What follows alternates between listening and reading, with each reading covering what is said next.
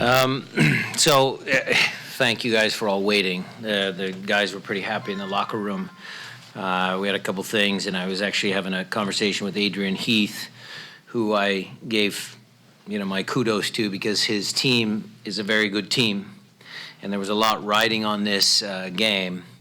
But Minnesota has done a great job this year to get themselves a home game in the playoffs. This league is getting very, very challenging. And so we're just kind of comparing notes. I want to pause and give some thanks to my staff. They work very hard for the overall success of this team. Gonzo, Jimmy, Preki, they all could be head coaches. Tommy, is, we see it in Steph every day.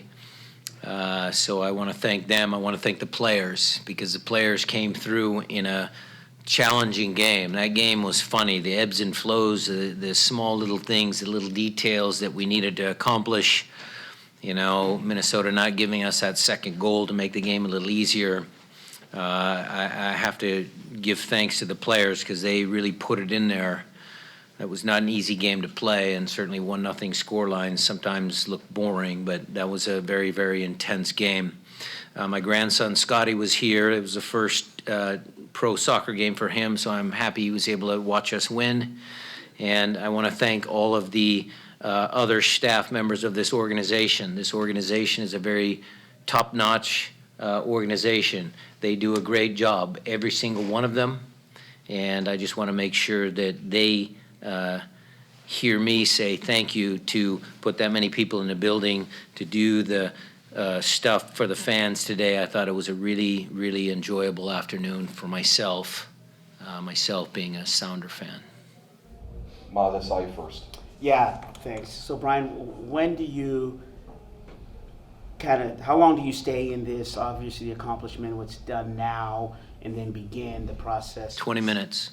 Gonzo's already up there writing the training plan for next week. And is it difficult? So the coaches work on the plan, because the players are going to be gone for a little while, right? Some of them? Doesn't mean we can't dive into Dallas. Okay. Okay, Mickey.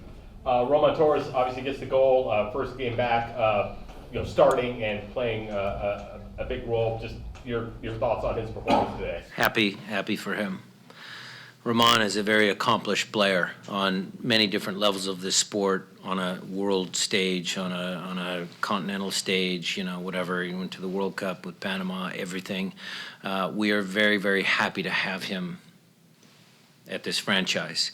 Not just because of today's goal, but because, look, life's not easy sometimes.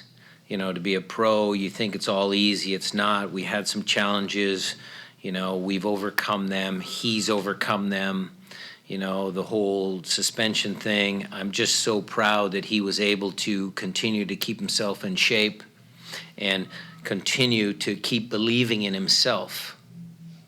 Because the players all believe in Roman. I believe in Roman. And he was a big part of, this game tonight because he scored. But I also think he played pretty well defensively as well.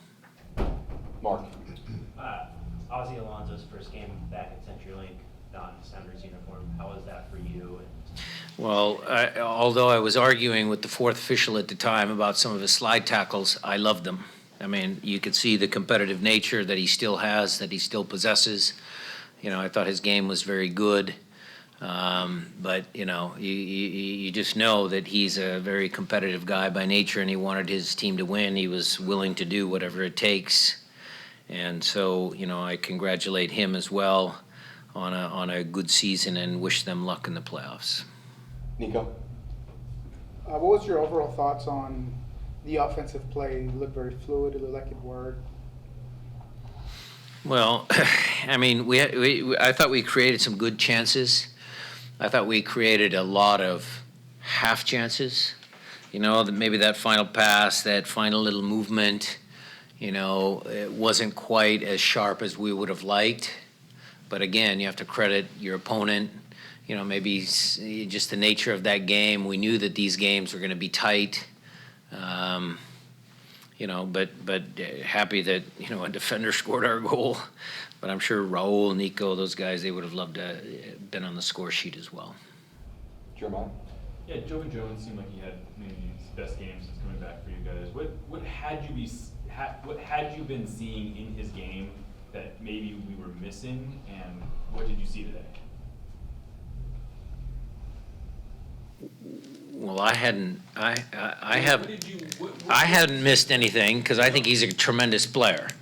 So whatever you guys see as fans and journalists, you know, maybe that's where I had to pause there a little bit and think if I'm seeing things with rose-colored glasses. I think Joven, since he's been here, yes, hasn't maybe been back quite to that 2016 form, but he is a tremendously talented player, and he can do things that, you know, some of our guys can't. And so the ability for us to play, and again, I didn't do it this game, but we had talked about it, messaged it all week, having the flexibility of Jordan on the right versus the left, and this, it gives us a lot of options. I thought Joven and Kelvin had a pretty good performance out there. I think they were pretty effective, you know, and Joven came inside a couple times. Kelvin, that opened up the space for Kelvin. I thought that was a good partnership. Earlier in the year when Jordan was over on the right, you know, were we as effective? I mean, I'd have to go back and watch the film. But today I thought, or I'll agree with you, today was one of his better games. Stretch. A battle within the match was Roldan and Quintero. Quintero's so dangerous. Can you talk about, I haven't given you a layup on Christian Roldan in about a year, but his effort today and what he's meant the last couple of weeks in San Jose, he said it's disappointing not going for a supporter shield today. Can you talk about Christian? Can I answer your question about who was marking Quintero? Sure. Okay, I thought Gustav did a good job there watching. I mean, he's a good player. I love talking about Christian. I love talking about Gustav. I love talking about our team because they all had to watch because Quintero is one of those players that makes everybody be aware of where he is on the field because he can hurt your team. Christian's comments in the press, in the media after the San Jose game, I loved them. I absolutely love them because it's right in step with what this franchise is all about. It's about being successful. It's about not accepting just, okay, we're in second, so that's a successful year for us. That's not what I want to hear. Or that is what I want to hear. I don't want guys to be complacent. And so when the leaders of your team, when Steph, when Christian, when Nico, and Raul, and Gustav, Roman, all of those guys believe that winning is important, then it makes my job a hell of a lot easier. Felipe? So, Coach, congratulations for the win. Taking in consideration the last games and this one, do you think that the team has enough momentum, enough energy, confidence to get into the playoffs? Well, you mean to win our next playoff game? Yes, I do. I absolutely do. I don't think that there's many teams that want to come here and play us in a playoff game, a one-off playoff game. I don't think there's many teams in the league that would like that. So I'm very, very sure and very, very confident that us getting to second was a massive, massive effort and a very good thing for this club. Art? Yeah, Coach, you mentioned not necessarily being satisfied with second place, but, you know, given all the adversity the team has been through this year between Chad retiring, you know, missing Victor for large chunks of time, playing games without 10 guys gone. What have you, as a coach, made of the resolve you've seen from the group and still being in a position to lock down the second seed and get these home playoff games? Well, again, I'll go to my opening statement where I give thanks to my staff because they do a lot of work. I give thanks to the players who step up. I know there's been, you know, some, you know, I always say next man up, and sometimes it works, sometimes it doesn't. Each player on this roster has participated in this season in some way, shape, or form. And so I'm very proud of the entire organization. When you lose Chad and you lose, you know, talking about Roman for a few games, you're talking about Victor, you're talking about Ozzy, you know, we've lost some big pieces to our squad. But those guys in there don't quit. They don't give up. They don't say, woe is me. well, yeah, we lost Chad, so now the season's tanked. No, they view that as life. Life moves on. This club will move on. They'll move on for me one day. That's just part of what it is. It's the competitive drive in each one of those individuals in that room that makes this club successful. Jana? Coaches, you can't get away from the FIFA windows, but at the same time, having 8 first team players or first choice players gone, how are you going to be, I guess, during that FIFA window, as far as nerves or anything like that? Well, we're going to train them the same way we always do, Jada. We're going to go through the same processes, whoever's here, and we're going to make sure that the players here get the proper training. We obviously know all of the travel plans for the internationals, and we'll be keenly awaiting their arrival, and then we'll have a couple of days to prepare for Dallas. Few follow-ups. I think the first person I saw was, no, actually, John, you were first. Nico looks like he came off at the 88th minute with Cramps. cramps. Kid worked that hard. If that guy gets cramps, there's another. He worked his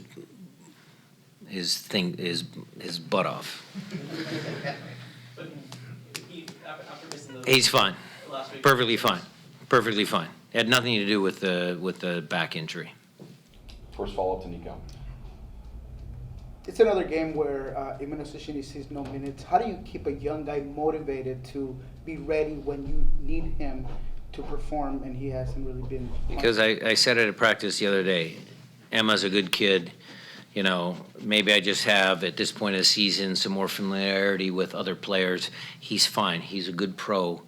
When I need him, I will play him. He understands that. We've had those conversations. After a game like this, do you have an extra communication with him? I'll talk to him next week, for sure. I'll talk to all of them. Jeremiah?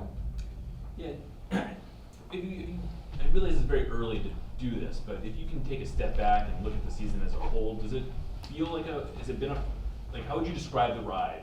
Has it been frustrating? Has it been satisfying?